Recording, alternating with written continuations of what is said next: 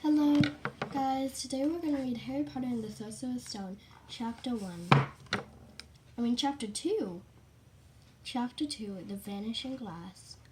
Nearly 10 years had passed since the Dursleys had woken up to find their nephew on the front steps, but Pirate Drive had hardly changed at all. The sun rose on the same tired front gardens and lit up the brass number 4 on the Dursleys' front door.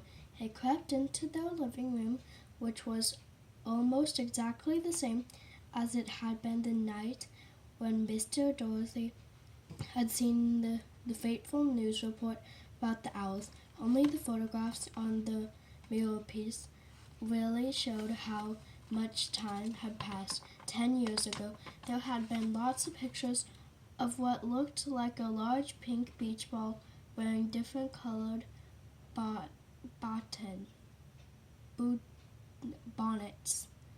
But Dudley Dursley was no longer a baby, and now the photograph shows a large, blond boy riding his first bicycle on a carriage and castle and fly, playing a computer game with his father, being hugged and kissed by his mother. The room held no sign at all that another boy lived in the house too. Yet Harry Potter was still there asleep at the moment, but not for long. His Aunt Petunia was awake, and it was her shrill voice that made up the first noises of the day. "Up! Get up now!" Harry woke with a start. His Aunt Petunia rapped the door again. "Up!" she screeched. Harry heard her walk towards the kitchen, and then the sound of the frying pan began put on the stove. He rolled onto his back and tried to remember the dream he had been having. It had been a good one. There had been a flying motorcycle in it. He had a funny feeling he'd had the same dream before. His aunt was back down outside the door. "Are you up yet?" she dreamed. "Nearly," said Harry. "Well, get a move on. I want you to look after the bacon, and don't you dare let it burn. I want something perfect for Dudley's birthday." Harry groaned. "What did you say?" said his aunt snapped through the door. Nothing. Dudley's birthday. You could have forgotten. Harry got slowly out of bed and started looking for socks. He found a pair under his bed, and after pulling a spider off of them, he put them on. Harry was used to spiders because the cupboard under the stairs was full of them, and that was where he slept. When he was dressed, he went downstairs the hall into the kitchen. The table was almost hidden beneath all Dursley's presents. It looked as though Dursley had gotten the new computer he wanted, not to mention the second television and the racing bike. Exactly why Dudley wanted a racing bike was a mystery to Harry, as Dursley was very fat and hated exercise, unless of course it involved punching somebody. Dudley's favorite punching bag was Harry, but he couldn't often catch him. Harry didn't look it, but he was very fast. Perhaps it had something to do with living in a dark cupboard. But Harry was always been small and skinny for his age. He looked even smaller and skinnier when he really was because all he had to wear was old clothes of Dursley's. and Dorothy was about 4 times bigger than he was. Harry had a thin face, noble knees, black hair, and bright green eyes. He wore round glasses held together by a lot of Scotch tape because of all the times Dudley has punched him in the nose. The only thing Harry liked about his own appearance was a very thin scar on his forehead that was shaped like a bolt of lightning. He had had it as long as he could remember, and the first question he could ever remember asking his Aunt Petunia was how he'd gotten it. In the car crash when your parents died, she had said, and don't ask questions. Don't ask questions. What was the first rule of a quiet life with the Dursleys? Uncle Vernon entered the kitchen as Harry was turning over the bacon. "Comb your hair," he barked by way of morning greeting. About once a week, Uncle Vernon looked around the top of his newspaper and shouted that Harry needed to get his hair trimmed, to get a haircut.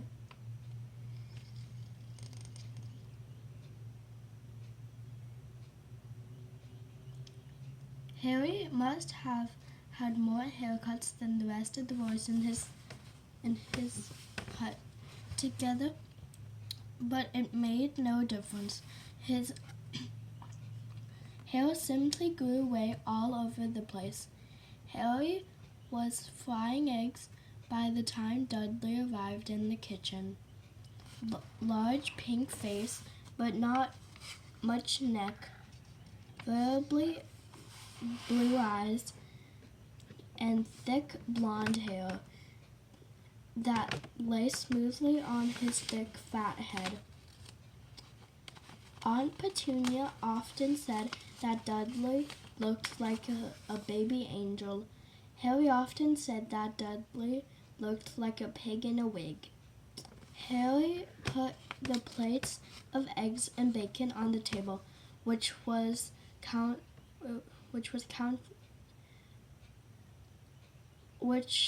difficult as there wasn't much room. Dursley, meanwhile, was counting his presents. His face fell. 36, he said, looking up at his mother and father. "That's 2 less than last year." "Darling, you haven't counted Aunt Maggie's gift present, as it's here under the big one from Mummy and Daddy."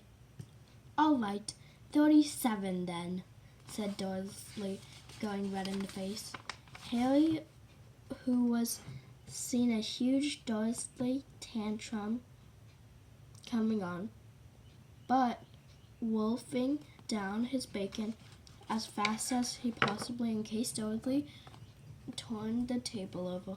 Aunt Petunia obviously seen danger too, because she said quickly, "And well, another 2 presents while we're out today. How's that, Pumpkin?" "2 more presents. Is that all right?" Dursley thought for a minute. It looked like hard work. Finally, he said slowly, "So I'll have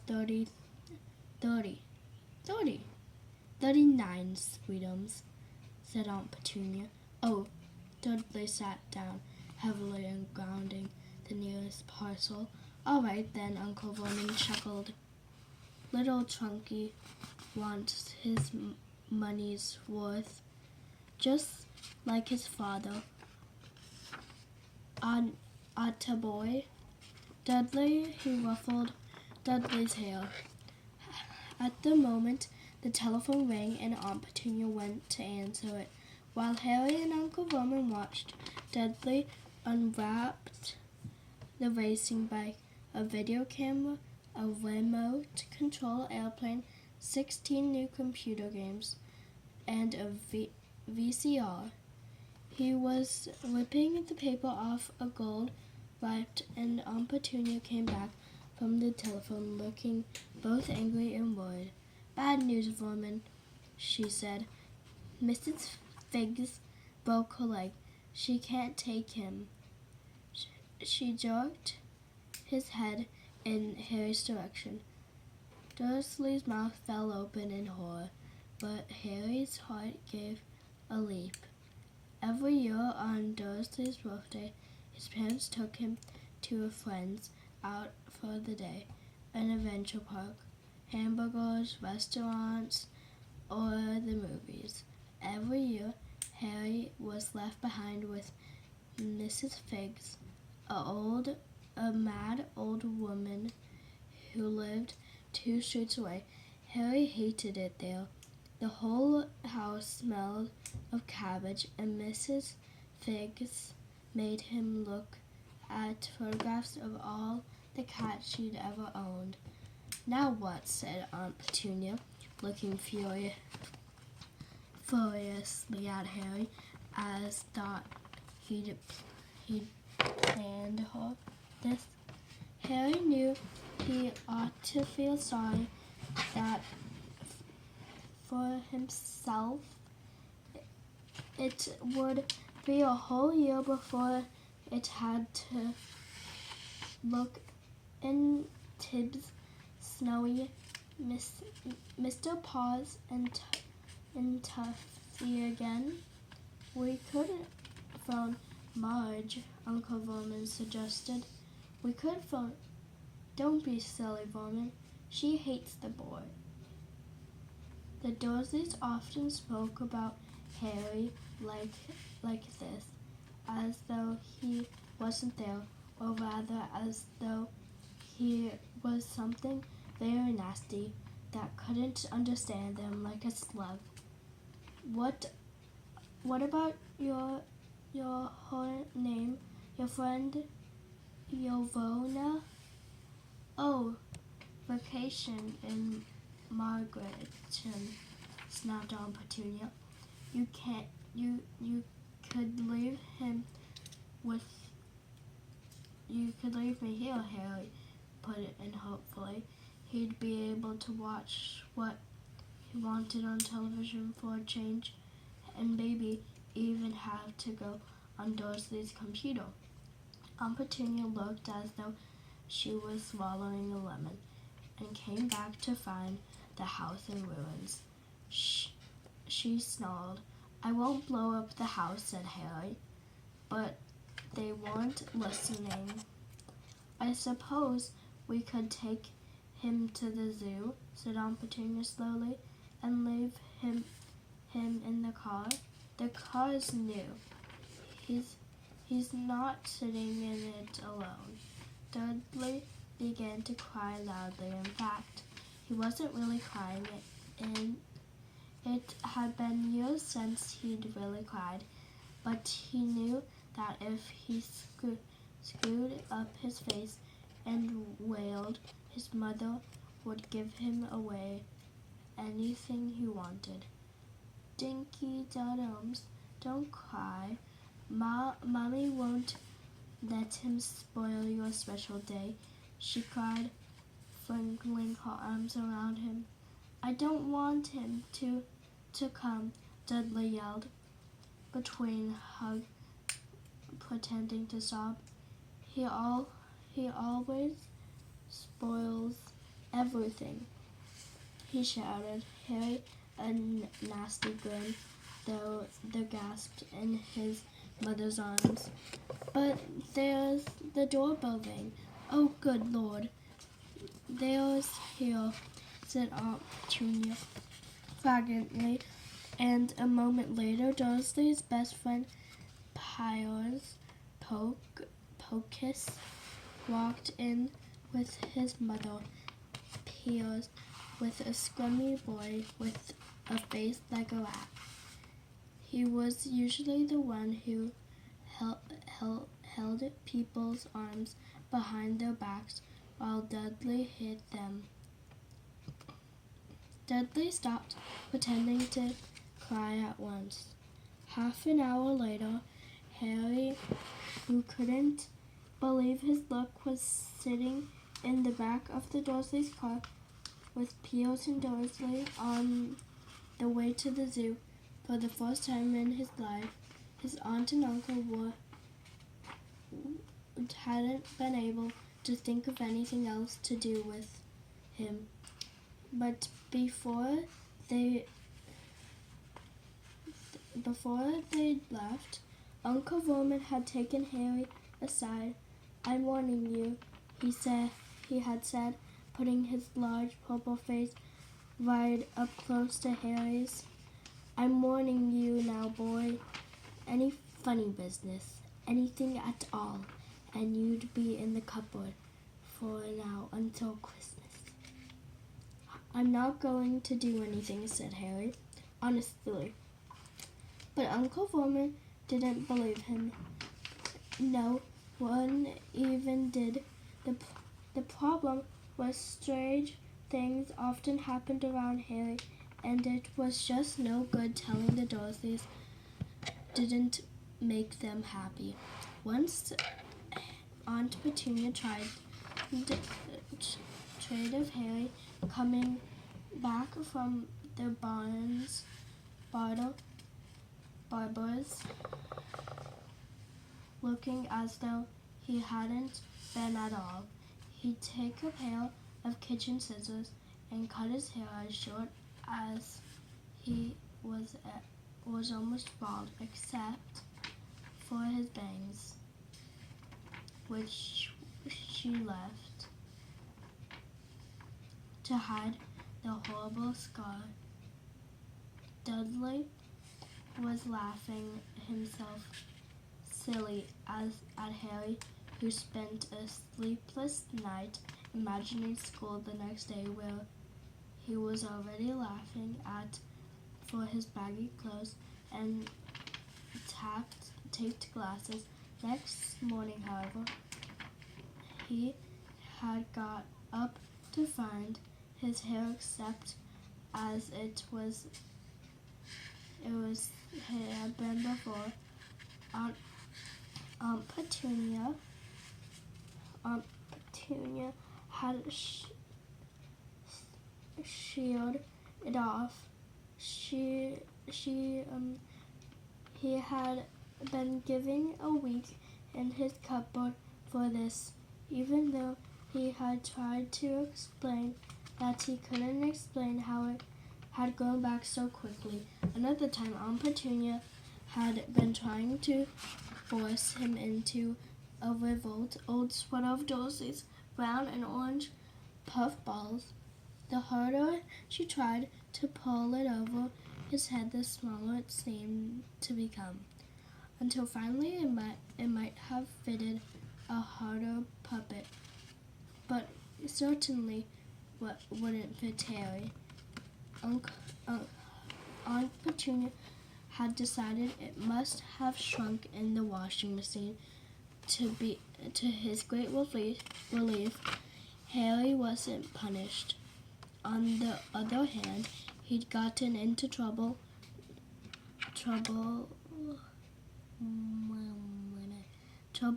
for being found on the roof of the school kitchen. Dudley gang had been chasing him as usual, when, as much as Harry's surprise as anyone, served a very angry letter from Harry's headmaster telling them Harry has been climbing school buildings, but all he'd tried to do, as he shouted at Uncle Vernon, the locking door of the cupboard board, was just behind the big trash cans outside the kitchen doors. Harry supposed that the wind must have caught him in mid-jump, but today nothing was going to go wrong. It was even worth being with Dudley and Piers to be spending the day somewhere that wasn't school. His cupboard or Mrs. Fig's cabbage-smelling living room. While he dove, Uncle Vermin complained to Aunt Petunia. He liked to complain about things. People at work. Harry, the constable, Harry, the banker, and Harry was just a few of his favorite subjects. This morning, in his motorcycle.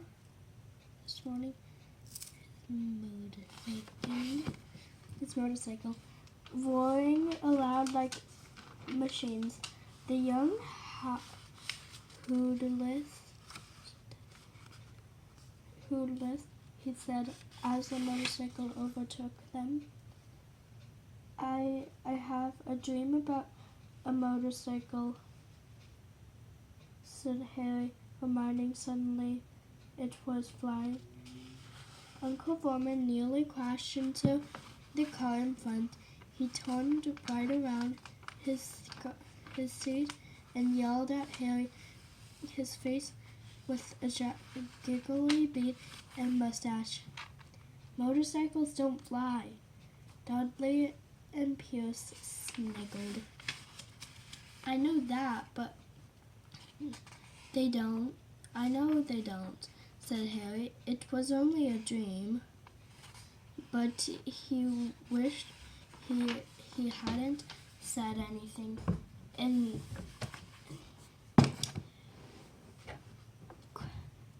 Dudley hated even morning than his asking questions.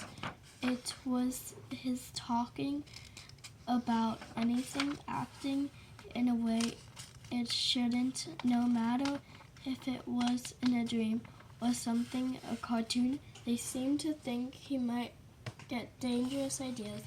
It was a very sunny Saturday, and the zoo was crowded with families, and Dorothy's brought Dudley and Pierce along. Chocolate ice cream at the entrance, and then because the smiling young lady in the van had asked Harry what he wanted before they could hurry, Harry thought licking it was they wanted a Gorgelia scratching its head, who looked remarkably like Dudley, except that it wasn't blonde. Harry had the best morning he'd have in a long time. He was careful to walk a little ways apart from the Dursleys so that Dudley and Pierce, who was staring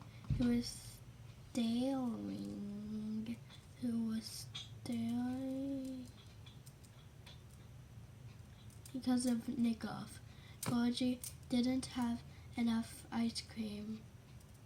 To top, Uncle Vermin bought him another one, and Harry was allowed to finish the first. Harry felt afterwards that he should have known it was all too good to last. After lunch, they went to the reptile house. It was cool and dark in there. There were lights, windows all along the walls, behind the glasses, all sorts of lizards and snakes and crawling and all bits of wood and stones. Dursley and Pierce wanted to see huge poisonous cobras and thick man-crushing pythons. Dudley quickly found the largest snake in the place. It could have wrapped its body twice around Uncle Vorman's car and crushed it into a trash can. But at the moment, it didn't look in the mood. In fact, it was fast asleep. Dudley stood in his nose pierced against the glass, staring at the glancing brown coals. "Make it move," he whispered at his father. Uncle Vorman tapped the glass, but the snake didn't budge. Do it again," Dudley ordered. Uncle Vorman rapped the glass smoothly with his nickel. But the snake just snoozed on. "This is boring," Dursley moaned. Shoved away. Harry moved in front of the tank and looked incredibly at the snake. He had been surprised if it had died of boredom itself. No capture except stupid people drumming their finger on the glass trying to disturb it all day long. It was worse than having a cupboard as a bedroom. There the only visitors was Aunt Petunia, Nina, hammering on the door to wake you up. At least he got to visit the rest of the house. The snake suddenly opened its bloody eyes. Slowly, very slowly, it raised its head until its eyes were on a level with Harry's. It wrinkled. Harry stared, then looked quickly around to see if anyone was watching. They weren't. He looked back at the snake and winked too. The snake jerked its head towards Uncle Vorman and Dudley. They raised its eyes to the ceiling. It gave Harry a look that said quickly, "Repel. I get this all the day." "I know," Harry muttered the glass through. He wasn't sure the snake couldn't hear him. It must be really annoying," the snake nodded varnishly. Where do you come from anyway?" Harry asked. The snake joggled its tail at a sign next to the glass. Harry peered at it. "Berber Cobra, Brazil." "That's what wasn't nice there?" The cobra shattered its tail at a sign again, and Harry read on the speeches was bred in the zoo. "Oh, I see. So you've never been to Brazil." As the snake shook its head, a deafening shout behind Harry made both of them jump. "Dudley! Mr. Dursley! Come and look at the snake. You won't believe what it's doing." Dudley was wobbling towards them as fast as he could. "Out of the way, you," he said, punched Harry in the ribs. Caught by surprise, Harry fell hard on the concrete floor. What came next happened so fast, no one saw how it happened. No second peers, and Dursley was leaned right too close to the glass. The next they had leapt back with howls of horror. Harry sat up and gasped. The glass in front of the billboard contents shrieked out onto the floor.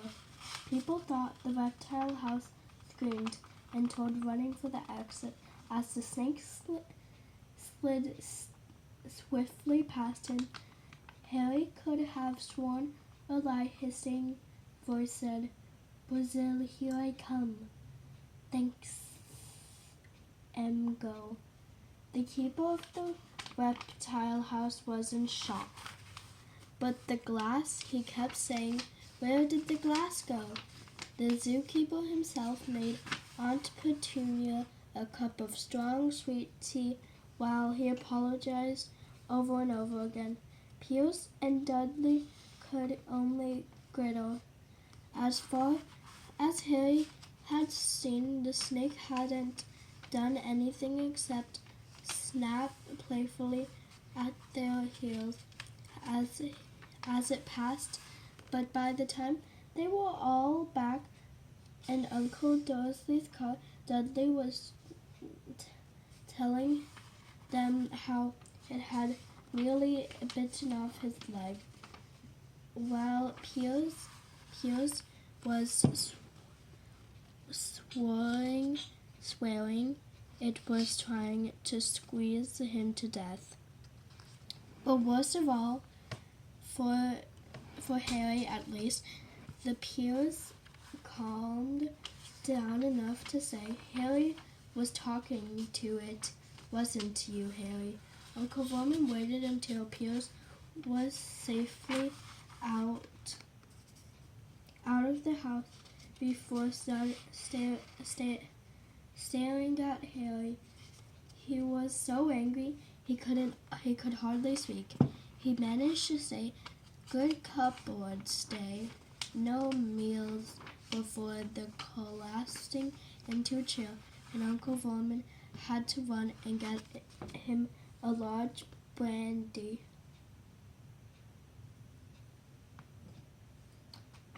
He'd lived with the Dursleys almost 10 years. 10 miserable years, as long as he could remember. Ever since that car crash, he couldn't remember being in the car with his parents had died. Sometimes there's the strangest, his memory being long hours in his cupboard.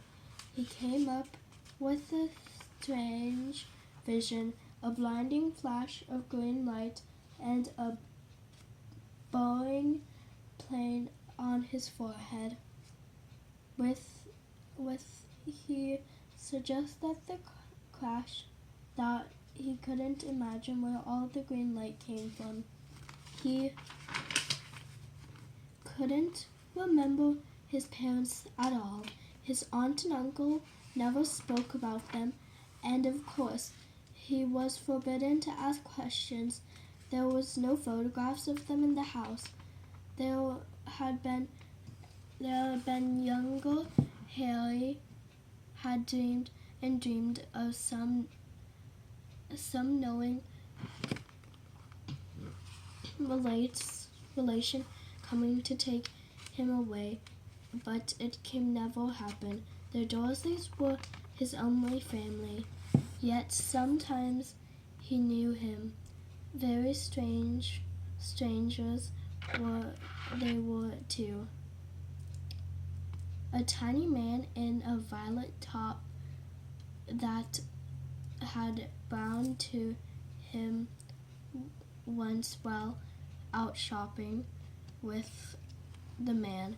Aunt Petunia was forced then out of the shop without buying anything. A wild, without old woman dressed in all green and waving maternally at him on a bus. A blond man in a very long purple coat had actually shaked his hand in street and another day, and then walked away without a word. The weirdest thing about all these people are that they were seen to vanish the second Harry tried to get a closer look. At school, Harry had no one. Everybody knew that Dudley's gang hated the old Harry Potter. In his baggy old clothes, the broken glasses, and nobody liked to disagree with Dudley's gang. Well, come back tomorrow for chapter 3. Make sure to always be magical. Bye!